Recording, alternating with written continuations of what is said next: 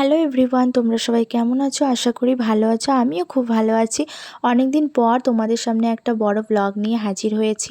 ফার্স্টে এখানে দেখতে পাচ্ছ, এটা হচ্ছে গিয়ে জেঠি এখানে ডোল কাটছে, আর তার পাশাপাশি এটা হচ্ছে গিয়ে মা এখানে ঠাকুর ঘরের বাসন মাজছে। তারপরে আমরা তিনজনে চলে আসলাম স্নান টান সেরে। এখানে করতে হয়েছে, এখানে হচ্ছে গিয়ে বৌদির মা মানে হচ্ছে কাকি আর মা আর আমি তিনজনে এখানে ছিলাম। বৌদির মা হচ্ছে সব কিছু পাক দিচ্ছিল, আর সেটা আমরা তিনজনে মিলে হাতে মিলে বানাচ্ছিলাম। ফার্স্টে এটা দেখতে পাচ্ছ, এটা হচ্ছে গিয়ে তিলের নাড়ু বানানো হয়েছে।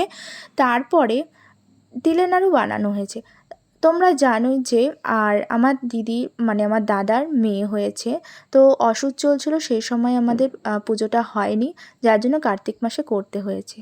তো তারপরে দেখতেই পারছো যে এখানে বৌদির মা হচ্ছে নারকেল কোড়াচ্ছে, আর এখানে মা আর আমি খই বেছে নিলাম। সেই খইটাই হচ্ছে গিয়ে গুড় দিয়ে এখানে পাকিয়ে এখানে ঢেলে নিল। তারপরে এই যে নারকেলটা যে কোড়ানো হয়েছিল সেই নারকেলটাই পাক দিয়ে এখানে আমরা হাতে বানিয়ে নিলাম। তার সাথেও কিন্তু হয়েছিল কিন্তু লুচি সুজি এগুলো হয়েছিল।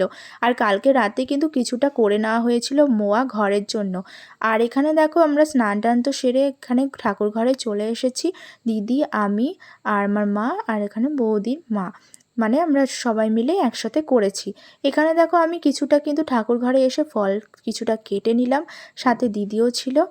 কিছুটা ফল কেটে কারণ হচ্ছে গিয়ে 5 জায়গায় ফল ছোট ছোট করে টুকরো করে 5 জায়গায় সাজাতে হবে, আমি অল্প কটা করে কেটে নিয়েছিলাম।